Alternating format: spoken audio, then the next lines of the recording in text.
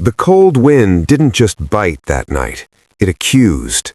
It howled through the empty streets like it knew every secret she was trying to hide, every tear she refused to let fall. Beneath the flickering light of a broken bus shelter, she lay curled on a metal bench, one arm wrapped around herself, as if she could hold her shattered world together. Her face, half hidden in shadow, revealed the deep bruise around her eye, a painful mark that told a story she hadn't spoken out loud yet. She wasn't just sleeping, she was escaping. A passing car slowed, then drove on. Another man glanced her way but quickly looked away. No one stopped. No one ever did. Until he did.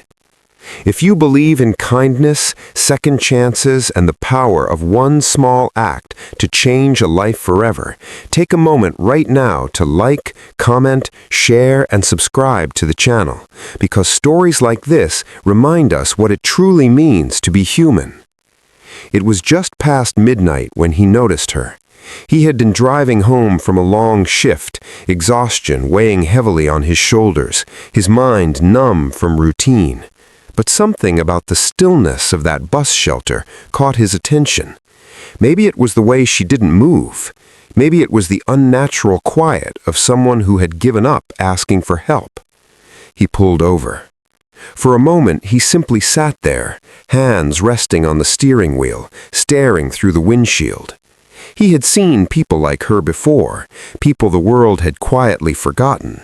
And like everyone else, he had usually kept going. Life was complicated enough. Getting involved meant risk, responsibility, questions he might not want answered. But tonight felt different. The wind grew louder, as if urging him to decide. He stepped out of the car. The closer he got, the clearer the details became. Her clothes were worn thin, barely enough to protect her from the cold. Her shoes were scuffed and mismatched, as if she had grabbed whatever she could in a hurry. And that bruise, dark, swollen, impossible to ignore, sat beneath her eye like a silent scream. She stirred slightly as he approached, her body instinctively tensing, even in sleep. Fear had trained her well. He didn't speak at first. He didn't want to startle her. Instead, he walked back to his car, grabbed the extra blanket from the back seat, the one he kept for emergencies, and returned quietly. Gently, carefully, he draped it over her. For a brief second, her eyes fluttered open. There was confusion there, and fear, always fear. He raised his hands slightly, not in surrender, but in reassurance. He wasn't here to hurt her. Then, in a voice softer than the night itself, he told her he would be right back. She didn't respond. She just watched him, her body still tense, ready to run, even though she had nowhere to go. When he returned, it was with 2 cups of coffee. Steam rose into the cold air like a fragile promise of warmth. He set one down beside her, not too close, giving her space, respecting the invisible walls she had built around herself. For a long moment, she didn't move. Then, slowly, hesitantly, she reached for the cup. Her hands trembled, not just from the cold. That first sip wasn't just coffee, it was the first kindness she had felt in a long time, and it terrified her, because kindness had once fooled her before. Her name was Lila, though she hadn't introduced herself. Names felt unnecessary in a world where people came and went without meaning, where promises broke faster than they were made. She had learned the hard way that not every helping hand was safe. Just a few days earlier, she had still believed she could fix things, that if she stayed quiet, stayed patient, stayed hopeful, things would change. But hope had limits, and pain had consequences. That bruise on her face wasn't the first, it was just the one that finally made her leave. She had walked out with nothing but a small bag and a heart full of fear, stepping into a world that didn't care whether she survived or not. And now, here she was, drinking coffee from a stranger. The man didn't ask questions, not yet. He simply stood nearby, giving her space, while staying close enough that she wouldn't feel alone. It was a delicate balance, one she didn't trust, but for reasons she couldn't explain, she didn't run either. Not this time. The wind softened slightly, as if the night itself was holding its breath. Something had shifted. Something small. But sometimes, small was enough to begin. The warmth of the coffee lingered in her chest long after the cup was empty, but the fear remained. It clung to her like the cold air, stubborn and familiar. Every instinct told her to leave before this kindness turned into something else, before expectations appeared, before she owed him something she couldn't give. But her body refused to move. Exhaustion had taken control, the kind that wasn't just physical, but deeply emotional, the kind that made decisions feel impossible. The man finally spoke again, his voice steady and careful, like someone stepping across fragile glass. He didn't ask about the bruise, he didn't demand explanations. Instead, he simply offered something practical, somewhere warm, somewhere safe, a place to rest. She studied him then, really looked at him for the first time. There was no urgency in his expression, no hidden agenda she could immediately recognize, just concern, quiet, patient concern. And that confused her more than anything, because she had learned to recognize danger, but she didn't know how to recognize safety anymore. Minutes passed in silence, each second stretching into a quiet battle inside her. Trust him or run? Stay or disappear into the darkness again? Finally, she nodded. It was small, barely noticeable, but it was everything. The drive was quiet. She sat near the door, her body angled slightly away from him, ready to react if necessary. Every turn, every stop, every movement of the car made her tense, but nothing happened. No sudden questions, no uncomfortable silence filled with expectation. Just the hum of the engine and the faint sound of the heater slowly pushing warmth into the cold spaces around her. When they arrived, she hesitated again. The building wasn't fancy. It was simple, modest, lived in, the kind of place that felt real, not perfect, but safe. He unlocked the door and stepped inside first, leaving it open behind him, an unspoken invitation, not a demand.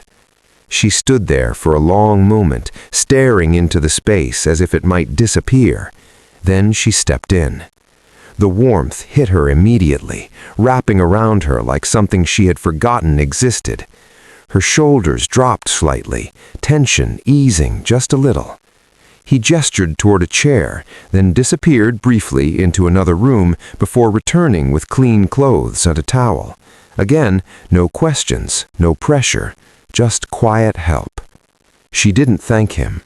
Not because she wasn't grateful, but because gratitude required trust, and trust was something she wasn't ready to give. The shower was the first moment she allowed herself to feel something close to safety.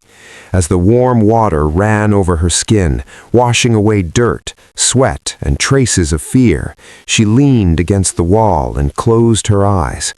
And for the first time in days, she cried.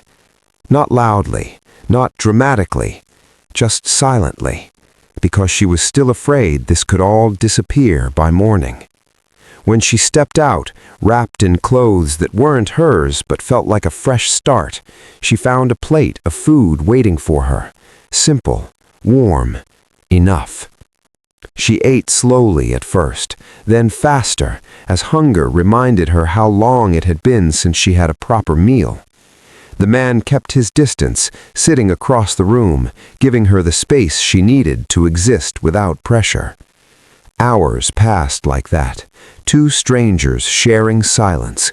But it wasn't empty silence anymore. It was something else, something fragile, something growing. That night, he showed her a small room, a bed, clean sheets, a place where she could sleep without fear of who might wake her. She stood at the doorway, uncertain, because safety felt unfamiliar. But exhaustion won again, and as she lay down, pulling the blanket close, she realized something strange. For the first time in a long time, she didn't feel alone. Morning didn't come gently. It came with hesitation, as if even the sunlight wasn't sure it was welcome in her world. Lila opened her eyes slowly, her body tense out of habit, her mind racing ahead of reality. For a brief second, she didn't remember where she was. Panic surged through her chest, sharp and immediate, like a reflex she could no longer control. Then she saw the ceiling. Clean, still, safe. And the memory returned. The bus shelter, the coffee, the quiet man who didn't ask questions. Her breathing slowed, but only slightly. Safety still felt temporary, like something borrowed that could be taken back at any moment. She sat up slowly, her fingers gripping the edge of the blanket as if it were the only solid thing in her life. The room was simple, nothing extravagant, nothing unnecessary, but it felt peaceful. And that peace made her uneasy, because chaos was what she understood. As she stepped out of the room, she found him already awake, sitting by the window with a cup of coffee in his hands. He didn't turn immediately, as if he sensed her need for space, even without seeing her. When he finally looked up, there was no surprise in his expression, just a quiet acknowledgement that she was still there, and that she had stayed. He had prepared breakfast, nothing complicated, just something warm and real. The smell filled the room, grounding her in a way she hadn't expected. She hesitated again, standing there like someone unsure of their place in a world they didn't recognize. But he didn't call her over. He didn't insist. He simply set a plate on the table and returned to his seat. The choice was hers, and slowly, carefully, she walked over and sat down. That moment, small, almost invisible, was bigger than anything that had happened the night before, because it wasn't about survival anymore. It was about choosing to stay. Days turned into something she couldn't quite define, not normal, not yet, but something closer to it than she had felt in a long time. He never pushed her to explain her past, never forced conversations she wasn't ready to have. Instead, he gave her something far more powerful: time. And in that time, pieces of her began to return. She started noticing things, the way the light changed in the room during the day, the quiet hum of life outside the window, the simple rhythm of a place where nothing bad was waiting to happen. At first, she stayed quiet, speaking only when necessary, her words careful and limited. But slowly, almost without realizing it, she began to exist again, not just as someone hiding from pain, but as someone rediscovering what it meant to feel. There were still nights when fear returned, when shadows felt too long and silence too heavy. Nights when she woke up suddenly, her heart racing, her body remembering things her mind tried to forget. But those nights were different now, because she wasn't alone in them. He never asked what caused the nightmares. He didn't need to. Instead, he would leave a light on or quietly sit nearby until her breathing steadied again. Not close enough to overwhelm her, but close enough that she didn't feel abandoned. It was a kind of care she had never known. Not loud, not demanding, just steady. Weeks passed. The bruise on her face began to fade, the dark purple softening into yellow, then disappearing completely. But the healing inside her was slower, more complicated, because physical wounds were easy compared to the ones no one could see. One afternoon, something shifted. It was small, so small that anyone else might have missed it. She laughed. It wasn't loud, it wasn't long, but it was real, and it surprised both of them. For a second, she looked almost shocked at herself, as if she had forgotten what laughter felt like. But then something else followed. Relief. Because for the first time she realized she wasn't just surviving anymore. She was healing. That evening, as the sun dipped low and painted the room in soft shades of gold, she finally spoke about her past. Not all of it, not at once, but enough. Enough for the truth to exist outside of her thoughts.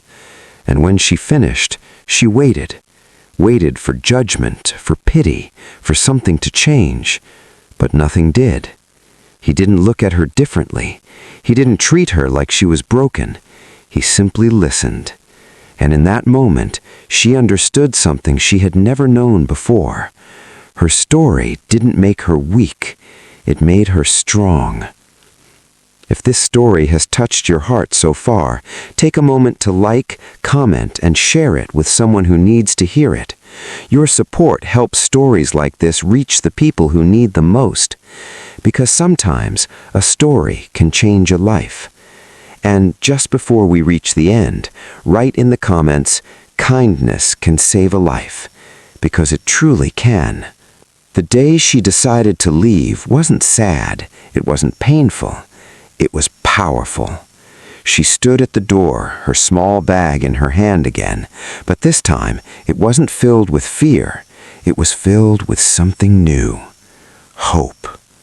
She turned back one last time, her eyes meeting his, not with uncertainty, but with gratitude she no longer felt afraid to show. She didn't say much, she didn't need to, because some things are understood without words. She walked out into the world again, but this time she wasn't running, she was moving forward, stronger, braver, changed. And somewhere deep inside her, she carried the memory of a cold night, a cup of coffee, and a stranger who chose to stop when everyone else kept going. Because sometimes that's all it takes. One moment, one choice, one act of kindness to save a life. And maybe even more than one.